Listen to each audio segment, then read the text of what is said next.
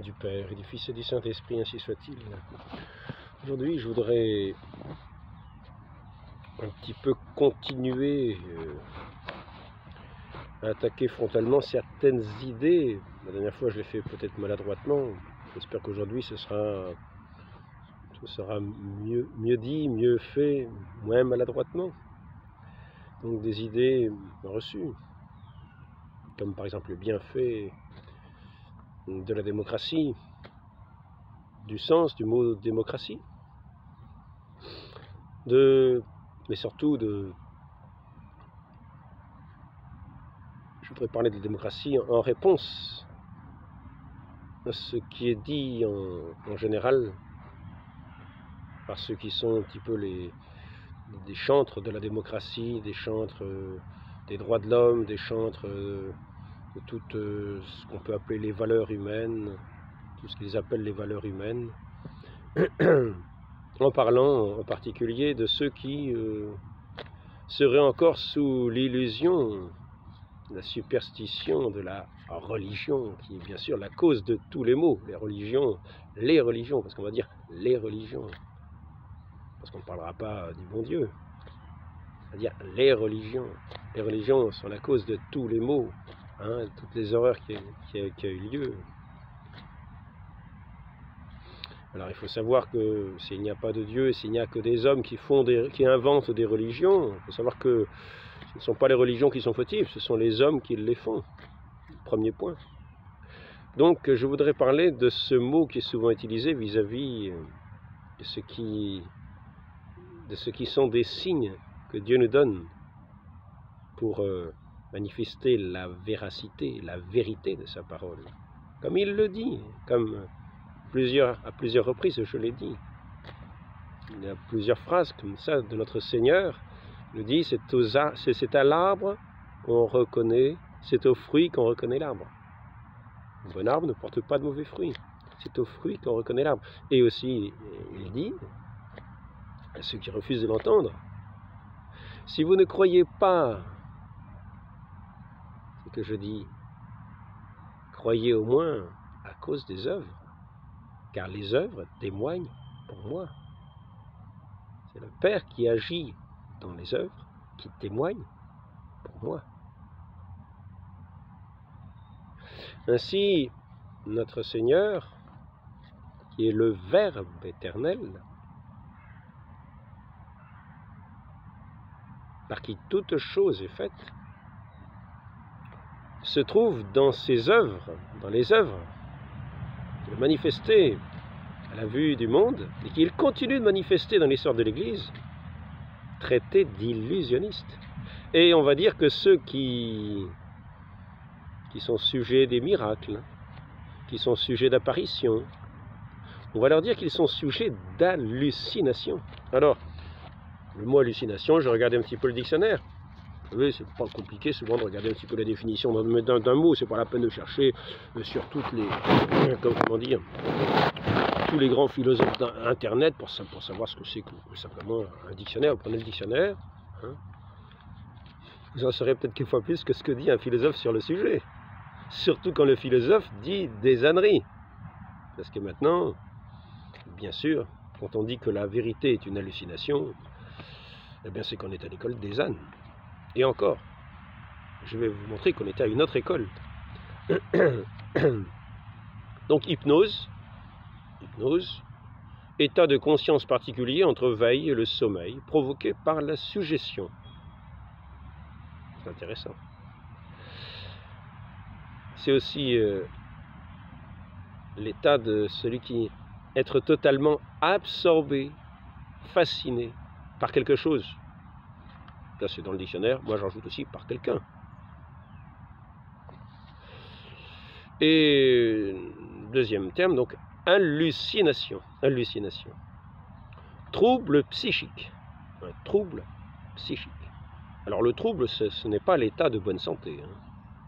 En général, quand en religion on parle de trouble, c'est déjà la présence de celui qui s'en souffre, qui s'approche, qui amène le trouble. Alors que l'esprit était en paix, soudain, s'il est vraiment dans la paix, il y reste. Mais s'il se laisse s'il se laisse intimider ou séduire par celui qui vient, qui est le maître du trouble, eh ben, il va être troublé. Il va être troublé. C'est-à-dire qu'il va perdre sa paix. Il va perdre non seulement la paix, mais peut-être le doute va s'insinuer. Et nous allons voir en fait, le maître de l'hallucination va vous faire halluciner après avoir jeté le trouble. Donc, hallucination, trouble psychique, dans lequel le sujet a la conviction de percevoir un objet, alors que ce dernier n'existe pas réellement. Nous parlons de... Les gens croient percevoir quelque chose qui n'existe pas réellement. Donc je voudrais en venir maintenant, à ce sujet de cet entretien, qui est en fait, non pas de dire que ceux qui bénéficient des miracles, et auxquels la Vierge Marie, des saints, le Christ, apparaît, comme il est apparu dans sa lumière à Saint Paul, comme je me rapproche toujours de Lourdes. Notre-Dame nous invite à venir à Lourdes, à venir à nous laver à la fontaine. Venez vous laver à la fontaine. Alors, je vais marquer ça où? La source. Allez boire et vous laver à la fontaine. Boire, c'est pas seulement une illusion, hein. On va boire et se laver. Et comme ça, peut-être ce qui a été dû au trouble, quand nous aurons été lavés, se dissipera. Et nous ne serons plus dans les illusions de celui qui vient semer le trouble. Et donc, je me suis un petit peu perdu dans les paroles. Donc, en fait, je voudrais parler d'une autre hallucination qui est bien plus réelle que celle que le monde, en général, veut voir sur ceux qui bénéficient et des guérisons, des miracles, des apparitions comme ça, des saints, la Vierge Marie, des Christ lui-même, de diverses manifestations de certains anges quelquefois.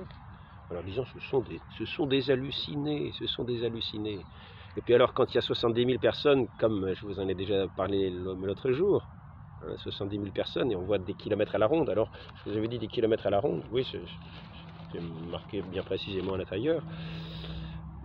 Donc, hallucination collective. Hallucination collective. Comment quelque chose qui n'existe pas peut-il provoquer chez un ensemble de personnes le même sentiment que quelque chose existe, la même perception des sens, jusqu'au sens, que quelque chose existe alors qu'il n'y a rien. Hallucination collective. Vous dites pas, là, le soleil, là, la sœur Lucie, elle est devenue sœur ensuite, on dit le soleil, et là tout le monde aurait vu le soleil qui tournait, après qu'il est plus, le sol était détrempé, je le répète, puis après ça, dès qu'on a vu cette manifestation du soleil qui semblait tomber, je crois même que ça s'est passé à 3 reprises de suite. C'est-à-dire qu'il y avait un temps où le soleil semblait retrouver sa stabilité, puis après ça a recommencé. Il y avait un effroi général sur la foule.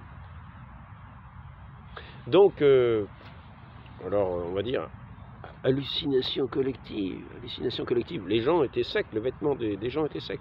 Hallucination collective.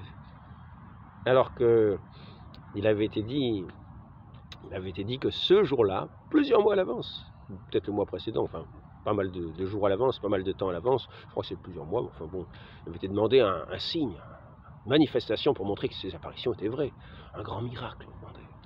Et il avait été dit, ça serait ce jour-là, Et ce jour-là, effectivement, 70 000 personnes ont vu cette grande manifestation, pendant que les voyants eux-mêmes avaient une autre vision.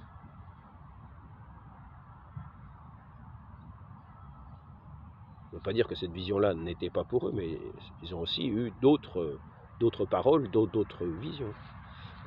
La Vierge Marie, qui leur est apparue, que les gens qui étaient autour ne voyaient pas. Mais par contre, ils ont vu cette manifestation, ce phénomène extraordinaire de ce soleil. Et ça s'est vu à des kilomètres à la ronde. Donc on va dire, c'est une hallucination collective.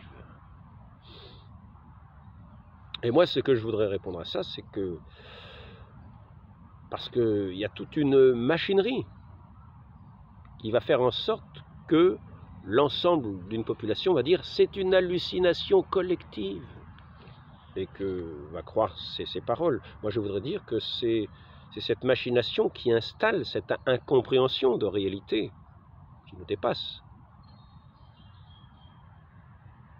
C'est cette population qui finalement s'est éloignée de cette compréhension véritable des choses, qui s'en est éloignée et qui est incapable de le comprendre parce que c'est elle-même qui est sous une hallucination collective. Et je voudrais dire que nous sommes depuis un certain temps entrés dans une hallucination véritablement collective, et là on peut dire que ça existe, parce que sinon une hallucination, comment voulez-vous que cela se passe? Quelque chose qui n'existe pas, tout le monde l'aurait en même temps. C'est ce qu'on appelle une sympathie de la pensée. Comme ça, à distance, les uns qui sont à distance, à des distances les uns des autres, ils ont tous la même vue, la même... c'est extraordinaire. Hallucination collective, avec des intelligences individuelles, qui sont propres à chacun. Je dirais devant un phénomène qui n'existe pas, cela tient presque du miracle, mais là, plutôt du miracle diabolique. Du miracle diabolique. Quelque chose qui n'existe pas, qui fait croire qu'il est. Et le miracle diabolique est toujours maléfique. Le miracle diabolique est toujours maléfique. Et il n'entraîne pas un changement de vie, c'est-à-dire en renonciation à un état de conduite mauvaise pour aller vers un état plus de sainteté, vers la pureté du cœur, vers des consciences éclairées, vers des vies qui sont revigorées, vers des santé qui sont retrouvées, des maladies qui sont guéries, des malades qui sont guéris et des maladies qui sont détruites. Parce que si les maladies sont guéries, ça ne vaut pas le coup. Il vaut mieux que les malades soient guéris et que les maladies soient démolies. Hein? Donc, je voudrais dire que, en fait, d'hallucination, je prétends, moi, qu'il y a effectivement une hallucination collective qui s'appelle la démocratie. Alors, je voulais faire partager ce sujet-là quelqu'un qui fait des entretiens sur un site, et il m'a répondu la chose suivante. Ça m'a déçu un peu, parce que là on atteint l'essentiel, au cœur, au cœur, au cœur. La souveraineté est dans le peuple. Et c'est là l'essence de la démocratie, la souveraineté est dans le peuple. Or pour ceux qui écoutent la parole de Dieu, le Verbe éternel, le Fils unique du Père, ils connaissent la réponse de notre Seigneur à cette espèce de séduction qui montre aux esprits un objet qui n'existe pas, comme une hallucination. La souveraineté est dans le peuple. Notre Seigneur y répond tout simplement en disant « Sans moi, vous ne pouvez rien faire ». Alors, quelle souveraineté reste-t-il quand vous dites « Sans moi, vous ne pouvez rien faire ». Je m'adresse déjà aux chrétiens qui normalement croient à la parole du Christ. Soyez souverains, faites ce que vous voulez. La souveraineté est dans le peuple, mais quelle action? Si vous êtes incapable de faire quoi que ce soit, quelle souveraineté avez-vous? Sans moi, vous ne pouvez rien faire. Donc, si sans moi, vous ne pouvez rien faire, c'est que nous reconnaissons, si nous l'écoutons et si nous le croyons, que la souveraineté est au moins dans celui qui dit « sans moi, vous ne pouvez rien faire », que c'est par lui que nous allons avoir le pouvoir de faire toutes choses que nous faisons. Et tout ce que nous sommes aussi, tout ce qu'il nous donne d'être. Et maintenant, Maintenant, nous allons ici aller peut-être un peu plus loin, car il s'agit de voir la raison plus profonde de cela, et que nous savons que celui qui dit cette parole est le Verbe éternel, le Verbe agissant, par qui tout se fait et sans qui rien ne se fait. C'est ainsi qu'à l'origine, alors que la création n'était pas, ex nihilo, notre Dieu qui est un pur esprit,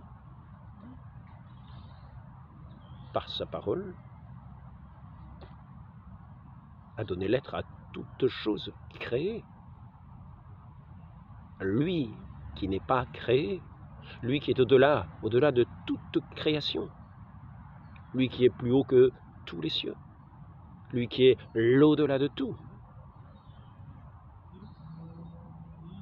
Et ainsi, si nous voulons voir les réalités les plus profondes, les plus réelles, les plus vraies, les plus essentielles, il nous faut remonter jusqu'à celui qui est l'incréé, qui est de toute éternité, qui est dans la simplicité même de son être, celui qui est et qui a donné l'être à toute chose. Et cela se comprend. Cela se comprend. Cet esprit tout-puissant qui donne l'être à toute chose et qui donne la capacité d'agir à chacun et qui fait dire ensuite, lorsque nous le voyons, il s'est incarné ici-bas, qu'il dit à ses disciples, « Sans moi, vous ne pouvez rien faire. »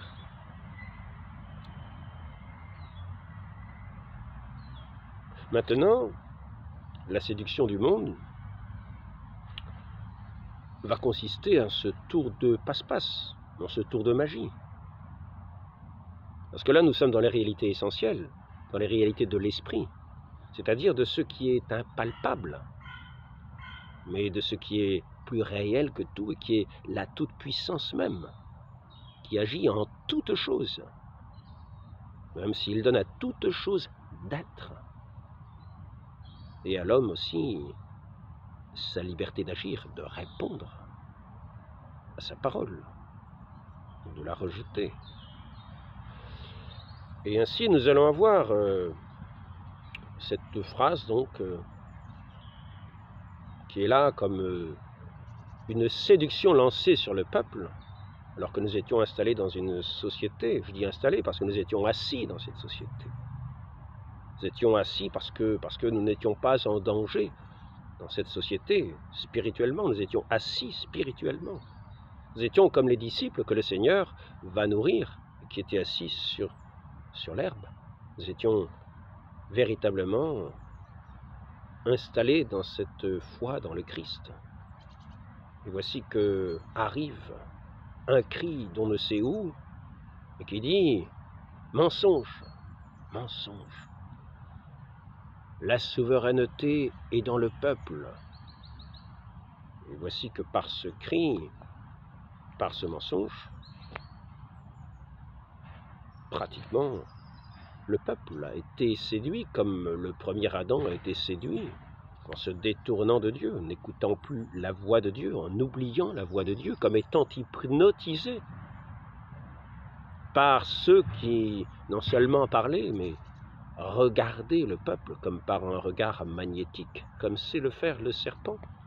C'est comme sous une hypnose, une suggestion, qui lance un mot qui captive l'esprit, qui captive les esprits. Captive, ça veut dire qu'ils ne voient plus les réalités telles qu'elles sont, les réalités les plus profondes telles qu'elles sont, qui amènent les esprits à la surface des choses, dans les apparences du monde, et qui fait croire au monde que la souveraineté est dans le peuple et que le peuple est capable de tout ce qu'il désire. On va arriver dans la société du progrès, dans cette illusion de ce progrès qui va nous dire que nous ne venons de rien et que nous allons vers un néant, Car au bout d'un moment, quand on vous aura enlevé à cette table divine à laquelle nous étions installés dans cette société si bien ordonnée, bien sûr, il y avait toujours, comme il y a cette liberté donnée aux hommes, il y en a toujours qui vont vouloir, disons, échapper à... Eh oui, parce que nous ne sommes pas dans une maison d'esclavage, nous étions dans la maison des enfants de Dieu. Par conséquent, notre Dieu laisse libre de répondre à sa parole ou de la rejeter. Il y a toujours eu des gens qui ont rejeté cette parole, préférant les attraits du monde, les séductions du monde, que Satan propose toujours ici ou là, pour captiver les esprits, les détourner des réalités essentielles, profondes de tout leur être, les amener à la surface des choses,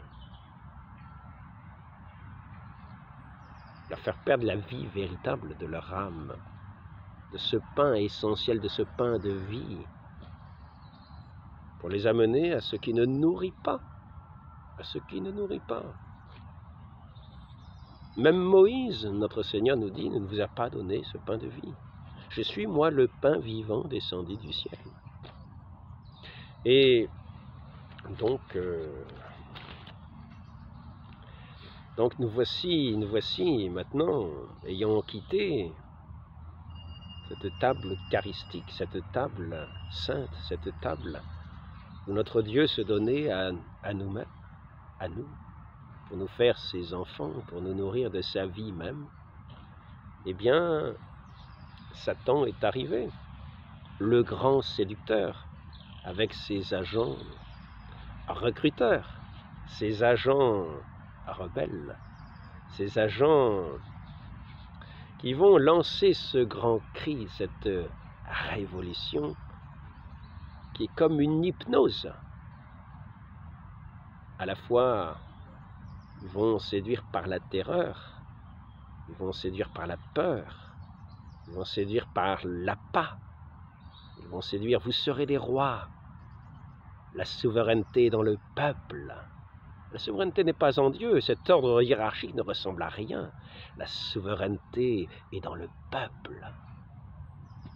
C'est vous qui êtes les rois, vous êtes rois. Alors, je tiens à rappeler à ce sujet qu'effectivement, par le baptême, nous sommes faits prêtres, prophètes et rois dans ce royaume des cieux, déjà présent ici-bas. Nous sommes prêtres, prophètes et rois, parce que nous sommes devenus capables de recevoir celui qui est le pain vivant, qui s'est livré lui-même dans son sacrifice ultime, dernier, sur la croix. Et nous pouvons nous unir à lui, le recevoir dans son corps, nous unir à lui dans ce sacrifice et nous offrir nous-mêmes aussi, en nous unissant à lui, à ce sacrifice pour être une offrande agréable à Dieu, une louange au Père éternel, un renoncement perpétuel à la séduction du monde, un attachement de tout notre cœur, de toute notre âme à notre Dieu et Père. Et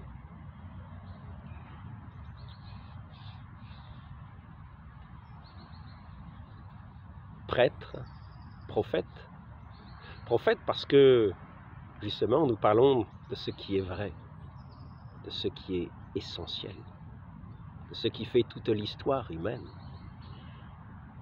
Nous qui recevons celui qui est la lumière, devenons capables de parler de ces choses cachées, essentielles, cachées et manifestées à la vue de tous, comme nous avons vu, lorsque la très sainte Vierge Marie, non pas dans une hallucination, apparaît à Lourdes et qu'elle dit « Venez, allez boire et vous lavez à la source ». cette source qui apparaît à la neuvième apparition. Il y a tout un ensemble d'apparitions. Il y a eu cette apparition, nous avons vu Sainte Bernadette qui tenait un cierge à la main.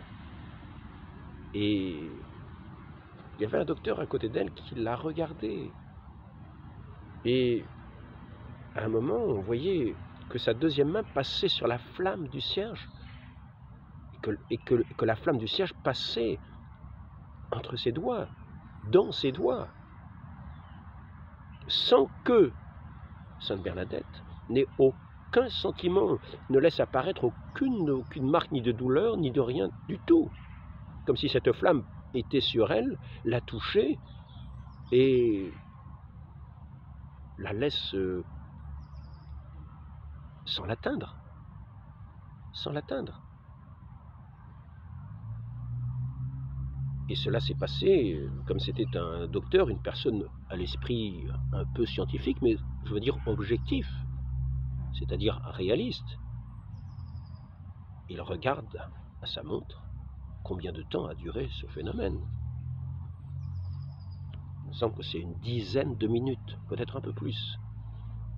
Une dizaine de minutes pendant l'apparition. Et donc, après l'apparition, voici qu'il n'y avait aucune trace de brûlure. Après l'apparition, le docteur Dezioux prend le cierge et va poser la bougie allumée sur la main de Sainte Bernadette qui se met à crier « Mais vous me brûlez !» L'apparition était terminée. Et le cierge, c'est en même temps la chaleur, c'est en même temps la lumière, c'est en même temps le signe de notre foi. Bonjour. En même temps le signe de notre foi qui doit demeurer vive en nous, c'est en même temps cet amour de Dieu qui est comme un feu qu'il veut répandre, et c'est aussi la marque de cette toute-puissance de Dieu qui fait que certains éléments n'ont pas d'effet, n'ont pas l'effet qu'ils ont habituellement sur les personnes. Nous voyons Daniel dans la fournaise, il a échappé aux flammes de feu. Et nous en avons là comme quelque chose qui ressemble à l'incorruptibilité, où les corps des défunts ne sont pas brûlés par le temps, ne sont pas corrompus, restent dans un état de fraîcheur. Je l'ai déjà dit une fois dans des entretiens, quand on voit comment a été retrouvé le corps à la rue du Bac, de la voyante de la rue du Bac, avec la médaille miraculeuse, alors, Catherine Labouré bien sûr. Je crois que c'est 50 ans après qu'on a dû ouvrir son cercueil. Et je me souviens que le père avec qui je vivais, un lazariste, à la maison de Rennes, eh bien quand le cercueil était ouvert, lui il était au séminaire et il défilait, les séminaristes défilaient devant ce cercueil. Et lui, il a eu une chose qu'il ne fallait pas faire. Il a touché le corps de cette sainte et il a vu que le corps était souple. Et on pouvait voir sous ses paupières les yeux bleus, qui n'étaient pas atteints ni rongés. Mais là, cette flamme a quelque chose de semblable, qui ne tient pas du tout à l'hallucination. Après ça, nous voyons notre Sainte Vierge Marie qui dit, je vais vous le lire, ce sera encore le plus simple, puisqu'il y a des récits. Alors, je vais vous lire le cierge, le cierge. Nous allons dans la réalité, mais les réalités essentielles, non pas des choses superficielles avec lesquelles on peut tromper les esprits, les séduire. En poussant des grands cris, en effrayant, en séduisant par les appâts, en séduisant par les bas instincts. C'est ainsi qu'agit Satan. Il amène le trouble, il amène la dispute, la querelle. Là où tout le monde était assis dans cette foi unique, dans cette communion, dans ce qu'on peut appeler la fraternité, qui est la communion. Nous voyons aujourd'hui la division de partout, en disant fraternité. Parce que celui qui séduit est en même temps un menteur.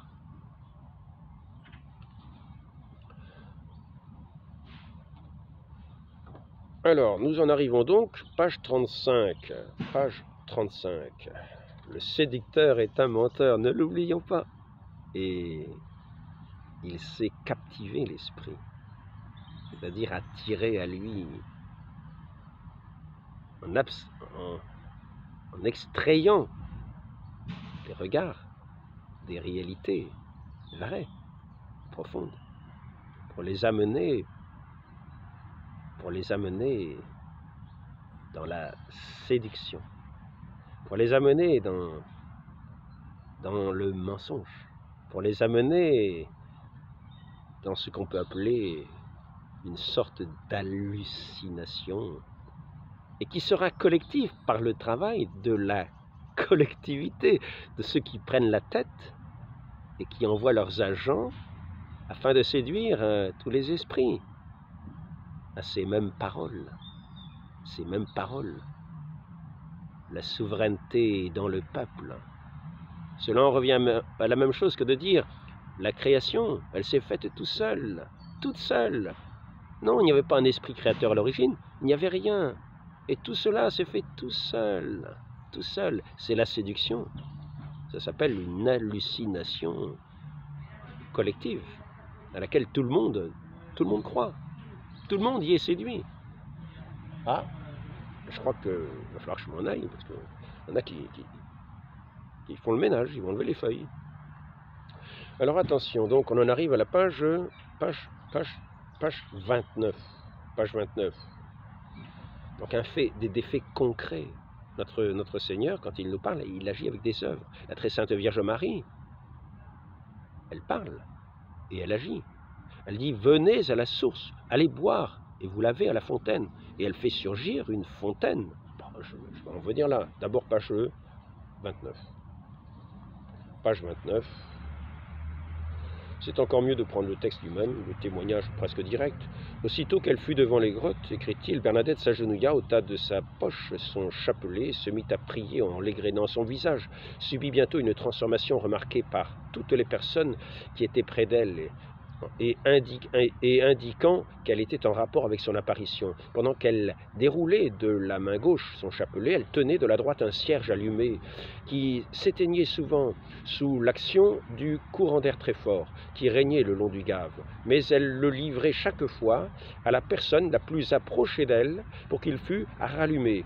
Moi qui suivais avec une grande attention tous les mouvements de Bernadette pour l'étudier complètement, sous plus d'un rapport, je voulus savoir en ce moment quel pouvait être l'état de sa circulation sanguine et de sa respiration. Je pris l'un de ses bras et plaçai mes doigts sur l'artère radiale. Le pouls était tranquille, régulier, la respiration facile. Rien dans la jeune fille n'indiquait une surexcitation nerveuse, ayant réagi sur tout l'organisme d'une manière particulière. Bernadette, après que j'eus abandonné son bras, s'avança un peu vers le haut de la grotte. Bientôt, je vis son visage. J'espère que je ne me suis pas trompé de page. Le cierge, page 29. Pourtant, je suis déjà à page 30. Bientôt, je vis son visage qui jusque-là avait offert l'expression de la béatitude la plus parfaite, s'attrister de larmes, tombèrent de ses yeux et roulèrent de ses joues. Ces changements survenus dans sa physionomie pendant cette station me surprirent. Je lui demandai, quand elle eut terminé ses prières, que l'être mystérieux eût disparu, ce qui s'était passé durant cette longue station. Elle me répondit, la dame, en me quittant à l'instant, je me suis trompé alors, en me quittant un instant de son regard, le dirigea au loin par-dessus ma tête. Ensuite, le reportant vers moi, qui lui avait demandé ce qui l'attristait, elle me dit, priez pour les pauvres pécheurs, pour le monde si agité. Oh ben alors, la flamme, pourtant elle est ici. Ah non, j'ai marqué le cierge, mais j'ai pas vu la flamme. J'ai vu cierge, je crois que c'était la flamme, mais voyez-vous, je me suis trompé. Bon, on va passer à la pénitence à la page 35, donc on nous invite à la pénitence, on ne nous invite pas à la débauche, on ne nous invite pas au mensonge, on nous invite à la pénitence, c'est-à-dire à la renonciation à cette hallucination qui a été lancée par Satan, cette hallucination qui s'est voulue collective, qui fait que nous croyons que le pouvoir, que la souveraineté appartient au peuple. Nous croyons que la souveraineté appartient au peuple. Nous voyons tous les jours que certains qui ont été mis à la tête des peuples parce que ces peuples ont été subjugués par eux, dirigent les peuples, dirigent les nations, dirigent les pays, et que ce n'est pas le peuple qui se dirige lui-même. Et la seule chose que fait ce peuple, c'est continuer à être subjugué en lui accordant le droit de continuer à diriger à sa place. À diriger à sa place. Alors je tiens à rappeler que pour le chrétien, j'avais commencé tout à l'heure, prêtre, prophète et roi. Il est roi. Parce qu'il a à répondre devant Dieu. Il a déjà à répondre devant Dieu de sa vie. Il est responsable. Il est responsable de sa vie. Il ne remettra pas il remet pas sa responsabilité à quelqu'un à qui il donne une voix, et puis ça va être telle personne qui va agir en toute chose, en disant on a voté mais pour lui, il fallait faire autrement, maintenant le pouvoir lui appartient. Car ce n'est pas ça. La souveraineté n'est pas là au peuple. Elle est au contraire remise à d'autres qui ont subjugué le peuple et qui ont capté le pouvoir, l'autorité qui n'appartient qu'à Dieu seul. Car n'oublions pas la parole de Christ, sans moi vous ne pouvez rien faire. Donc il y a eu le discrédit jeté sur cette parole du Christ, sur cette parole du Verbe éternel, sur celui par qui toute chose est créée à l'origine.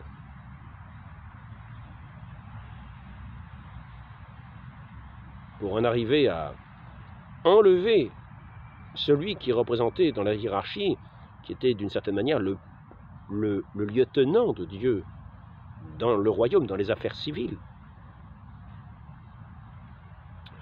Et pour le chasser, prendre sa place, mais non pas comme un bon père, non pas comme un bon Dieu, mais comme un séducteur qui subjugue, qui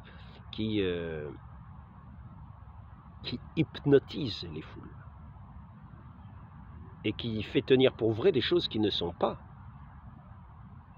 Donc il nous faut faire très attention, car c'est là que nous tombons dans l'hallucination collective véritable, par tous les appareils de l'État.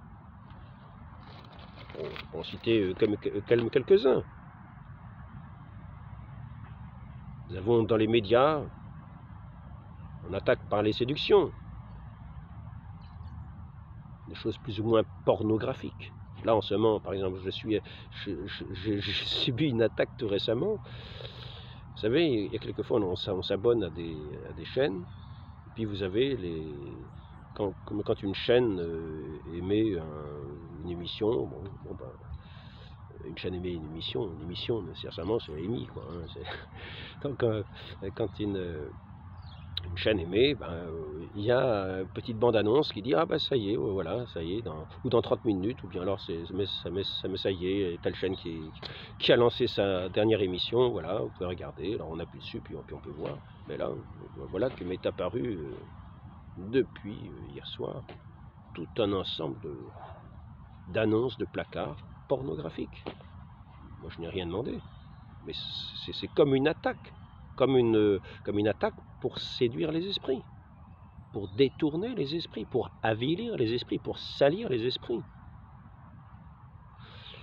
Je ne sais pas si je vais porter plainte, si je vais aller voir la police. J'ai noté le nom du site, je vais peut-être aller porter plainte. Est-ce que l'État l'autorise ou pas? Donc il y a les films qui sont peuvent être plus ou moins des films de propagande. Je vous montre comment la séduction opère. Comment l'hallucination se maintient, c'est-à-dire cette illusion d'une réalité qui n'est pas, qui nie les vraies réalités, en les traitant justement d'illusions. Les films, on flatte l'orgueil de différentes manières. Le football, les équipes, les romans.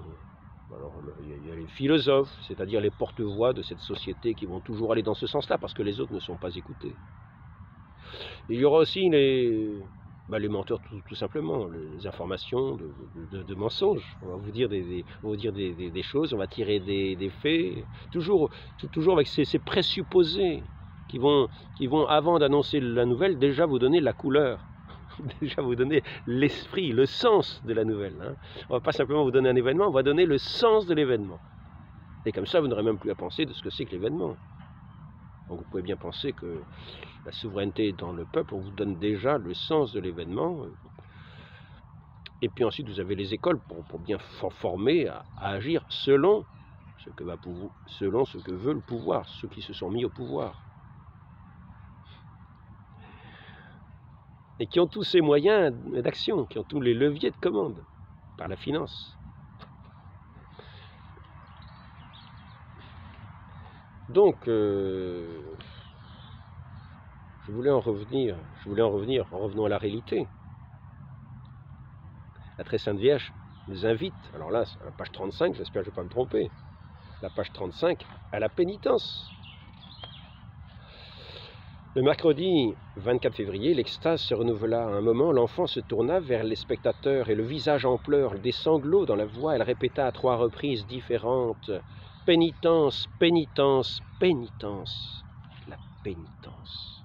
C'était, déclara-t-elle ensuite, les mots mêmes qu'elle venait d'entendre dire à la dame. Elle a le courage de dire cela devant une foule, elle qui est une petite enfant, parce qu'elle est devant les réalités les plus réelles. Quand les réalités les plus réelles sont là, on a la force de ces réalités qui sont les plus réelles, parce qu'on voit que le reste est bien léger à côté. Et ça ne demande pas un courage que de dire les choses de ce qui sont les réalités les plus réelles. Non seulement les plus réelles, mais les réalités réelles. C'est-à-dire qu'elles sont pas plus réelles que cela ou moins réelles que cela. C'est la vérité. De la même façon que le Verbe éternel est le Verbe créateur. Et qu'il n'y a pas d'autre Verbe créateur que le Verbe créateur. Nous ne pouvons rien rajouter au Verbe créateur pour créer quelque chose. Le Verbe créateur de toutes choses est celui par lequel tout se fait. Cela ne veut pas dire que nous n'avons pas la liberté d'agir, car il nous a créés à son image, l'image de Dieu. Il nous a créés à son image. Et donc, il veut que nous devenions ses enfants en le recevant. Lui qui est cette réalité qui n'est pas du domaine de la matière, mais qui est le pur esprit.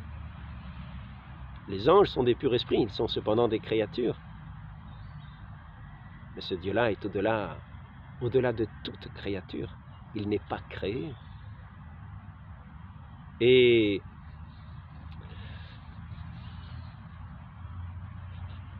ainsi, lorsque nous comprenons le sens des réalités spirituelles les plus véritables, les plus essentielles, les plus vraies, par lesquelles toutes choses sont, à ce moment-là, nous comprenons aussi qu'il n'y a pas de difficulté à ce que cet être, cet esprit invisible, puisse agir mystérieusement, puisse agir invisiblement à travers les créatures, par une parole.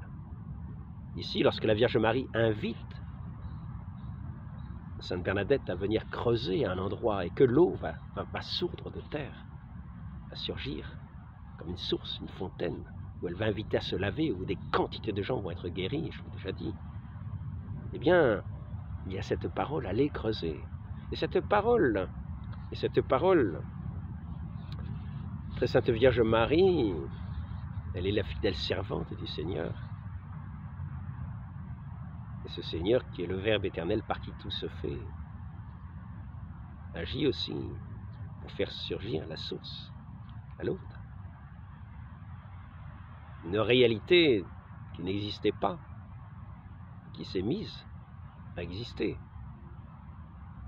afin de guérir des infirmités, d'une santé qui n'existait plus, pour rendre la santé, non seulement des corps, mais plus encore des âmes. et non pas dans une illusion, mais dans la vérité de ces cœurs, afin qu'ils puissent à nouveau s'asseoir à la table de notre Dieu, sur cette herbe fraîche de laquelle ce serpent odieux les a extirpés en disant « Mensonge, mensonge, la souveraineté est dans le peuple ».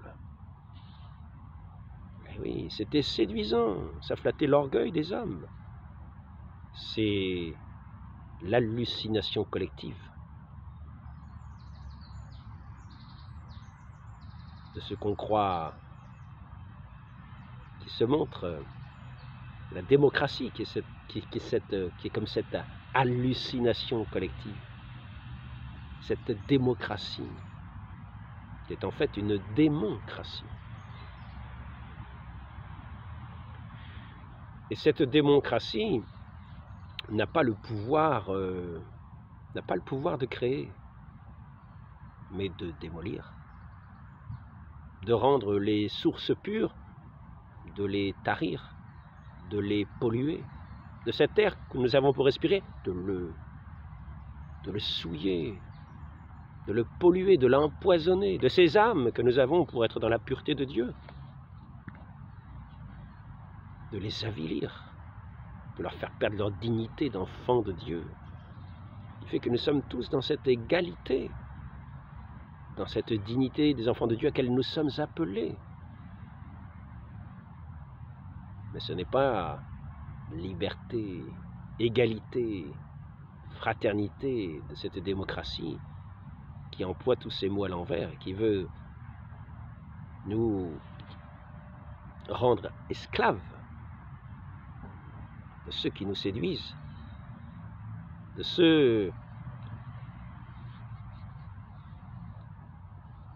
qui nous séduisent et qui vont finir par traiter d'inutiles la majeure partie du peuple,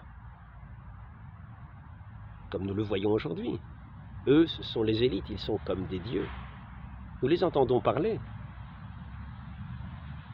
Ne croyons pas que c'est un monde différent, c'est la démocratie.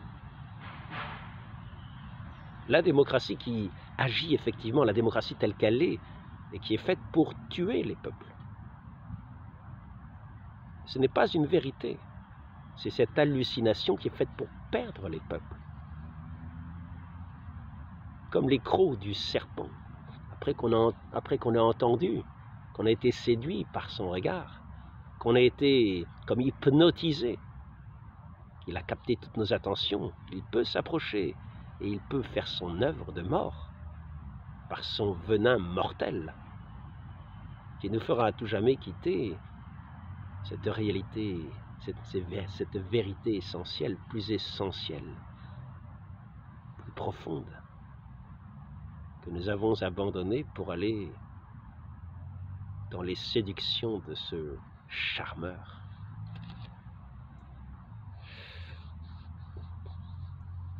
La fraternité, comme je le disais tout à l'heure, cette fraternité, dans cette véritable communion est nulle part ailleurs, dans celui qui est le créateur de toutes choses, de cet esprit, de ce pur esprit, qui vient façonner toutes choses et qui a façonné nos cœurs pour le recevoir et nous faire ses enfants. Maintenant, donc, nous voyons que ces réalités sont attaquées de diverses façons par tous ceux qui sont, bien sûr, séduits par cette hallucination qui continue de faire son œuvre de mort, son œuvre de destruction, son œuvre de serpent. Donc nous étions là, la source, je vais venir à la source aussi, nous avons vu pénitence. Donc pénitence, c'est par la pénitence qu'on va se sortir de ces erreurs. On va abandonner notre orgueil, on va abandonner tout ce qui peut nous assujettir à cette puissance hypnotique, pour tomber dans cette hallucination qui est un mensonge. Et donc, on en arrive à la source Après ça, je vais bientôt arrêter. Je vais bientôt arrêter. J'espère que ça donnera une petite idée. Démocratie, l'hallucination collective. Ça change un petit peu quand même. Il faut bien rappeler certaines réalités de temps en temps. Donc, la source, page 35-37. 35-37. La source. Le mercredi 24 février, l'extase se renouvela. Au moment où l'enfant se tourna vers le spectateur, le visage en pleurs, avec le cri pénitence. Alors le lendemain fut un jour d'épreuve pour tous ceux qui croyaient en la réalité des apparitions. Après quelques minutes de méditation, raconte le même témoin, Bernadette se leva et s'avança pour s'avancer vers la grotte. Elle écarta en passant les branches de l'églantier et alla baiser la terre sous la roche au-delà du buisson. Elle redescendit ensuite la pente et s'étant recueillie, elle tomba dans l'extase. Au bout de 2-3 dizaines de chapelets, la voyante se leva de nouveau, se montra embarrassée, toute hésitante, se retourna vers le gave et fit 2 ou 3 pas en avant. Tout à coup, elle s'arrêta brusquement, regarda en arrière comme quelqu'un qui s'entend appeler et écouta des paroles qui semblaient lui dire du côté du rocher, qui semblaient venir du côté du rocher. Elle fit un signe affirmatif, se remit à marcher, non plus vers le gave, mais vers la grotte, à l'angle gauche des excavations. Aux 3/4 de la montée, elle fit halte et promena autour d'elle un regard troublé. Elle leva la tête comme pour interroger la dame, puis résolument, elle se courba et se mit à gratter la terre. La petite cavité qu'elle venait de creuser se remplit d'eau. Après avoir attendu un moment, elle but et s'y lava la figure, et prit ensuite un brin d'herbe qui poussait sur le sol et le porta à sa bouche, comme le demandait la très sainte Vierge Marie. Elle obéit simplement. Tous les spectateurs suivaient cette scène étrange avec un sentiment pénible, une espèce de stupeur. Quand l'enfant se releva pour retourner à sa place, elle avait encore le visage barbouillé d'une d'eau boueuse. À cette vue, un cri de déception et de pitié sortit de toutes les bouches. Bernadette n'y est plus, la pauvre, elle devient folle. Bernadette revint à sa place. Ah oui, c'est tellement extraordinaire. C'est tellement extraordinaire de voir la réalité dans son humilité, dans sa vérité, dans sa simplicité. Les foules attendent toujours quelque chose d'autre. Ils se laisseraient bien séduire, mais là, ce n'est pas l'orgueil, c'est vraiment l'humilité. Mais cette source, elle naît dans l'humilité. Cette source des miracles, elle est en Dieu. Elle passe par bien des canaux, mais il ne faut pas les tarir dans nos cœurs. Donc, docteur Dozou, ici, voilà, c'est ça, ici. Quant à elle, interrogée par ceux que ses actes au pied de la grotte avaient étonné et déçu, elle répondait avec simplicité. Pendant que j'étais en prière, la dame me dit « Allez boire et vous lavez la fontaine ». Comme je ne voyais pas de fontaine, je me suis dirigé vers le gave. La dame m'a rappelé, m'a fait signe du doigt de me rendre dans la grotte à gauche. J'ai obéi, mais je n'apercevais pas d'eau, ne sachant où la prendre. J'ai gratté la terre où il en est arrivé. Je l'ai laissé s'éclaircir un peu et j'ai bu et je me suis lavé. L'eau qui s'était mise à sourdre sous les doigts suffit à peine à produire une sorte de bourbier. Les plus fervents portèrent un peu de cette terre détrempée par une source mystérieuse qui arrivait goutte à goutte des profondeurs inconnues. Moi-même, dit le docteur Ozou, témoin des mieux placés pour voir ce fait important, je ne voulus pas quitter la grotte de Massabielle sans avoir exploré avec soin les diverses parties du sol. Je le trouvais partout très sec, excepté dans l'endroit où Bernadette avait creusé de ses mains un petit trou d'où jaillit aussitôt la source.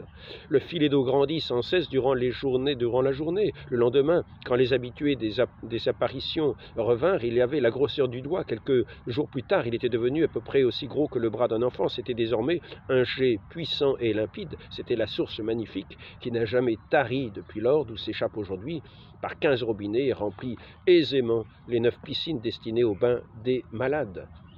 C'est fait extraordinaire. Alors, il y a des guérisons avec des enfants qui n'ont même pas l'âge de raison, qui sont de quelques semaines, de quelques mois.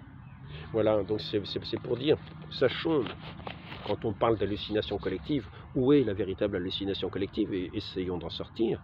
Ayons foi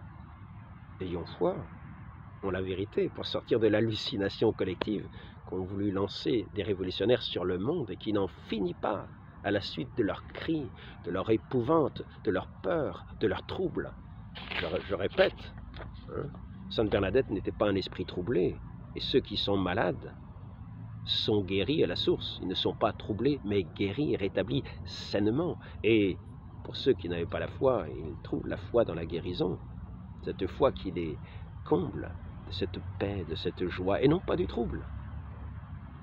Donc, hallucination, état de conscience particulier entre le veille et le sommeil, provoqué par la suggestion. Donc nous sommes dans des sociétés qui pensent avoir la souveraineté, mais qui sont en fait entre le veille et le sommeil, provoqués par la suggestion. Voilà. Ils sont incapables de voir les réalités entre le veille et le sommeil. Totalement absorbés, fascinés par quelque chose ou quelqu'un. Et je dirais qui l'hypnose, qui l'hypnotise. Bon, maintenant, hypnose, trouble psychique, dans lequel le sujet a la conviction de percevoir un objet. Ah non, ça c'est l'hallucination, excusez-moi, c'est l'hallucination. Trouble psychique, dans lequel le sujet a la conviction de percevoir un objet, alors que ce dernier n'existe pas réellement. La démocratie. La souveraineté dans le peuple. Non, la souveraineté, elle étant celui qui peut tout. Et nous devons lui demander nos grâces. Quel droit avons-nous ?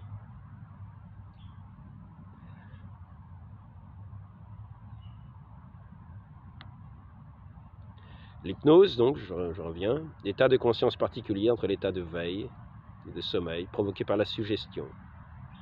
Être totalement absorbé, fasciné par quelque chose ou quelqu'un. Et ça, pour fasciner, faire une hypnose collective. Rien de tel que des médias où chacun entend de ses oreilles, voit de ses yeux ce qu'on donne à voir et à entendre.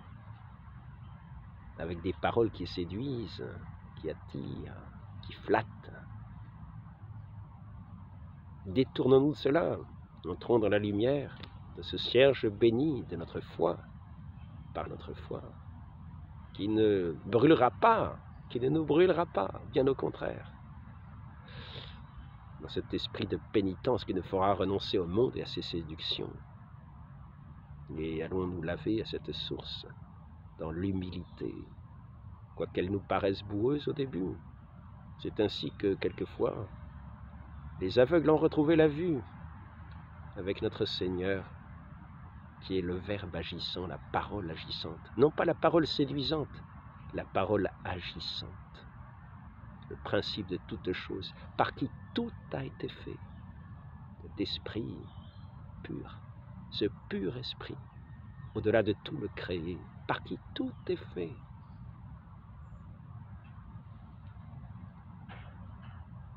Ne pensons pas que le néant a donné la création, cela c'est l'hallucination. Et ne pensons pas par conséquent que la souveraineté nous appartient.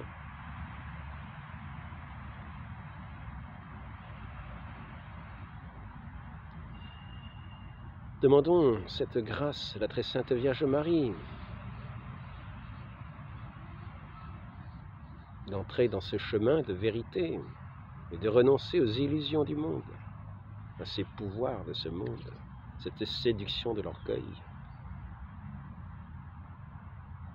L'homme ne vit pas seulement de pain, nous dit notre Seigneur, lorsqu'il est tenté par le diable.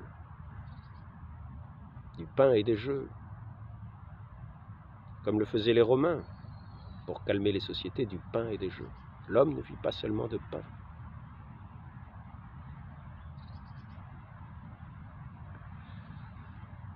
Il nous invite à des exploits, des choses extraordinaires.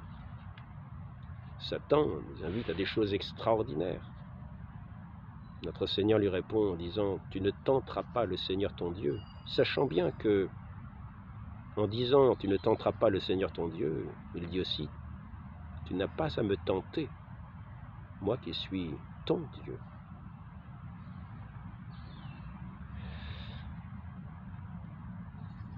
Et troisièmement, il promet l'empire sur les mondes, alors que nous ne devons pas espérer cet empire en nous mettant à genoux sous la suggestion de Satan, mais adorer du fond du cœur celui à qui nous devons notre adoration, que nous savons que de qui nous recevons toute chose, tout bien, toute grâce, toute capacité d'agir. Demandons cette grâce à la servante, à celle qui s'est dite la servante du Seigneur et qui l'a été dans toute sa vie, dans l'humilité, d'un cœur pur, qui a été à l'écoute de son Dieu par cet ange qui est venu s'incarner en elle, pris chair de sa chair, sang de son sang, et que nous recevons dans la très sainte communion. Nous recevons, en le recevant, ce corps du Christ, nous recevons aussi cette chair de la très sainte Vierge Marie, qui est la mère de ce Christ. Au nom du Père et du Fils et du Saint-Esprit, ainsi soit-il.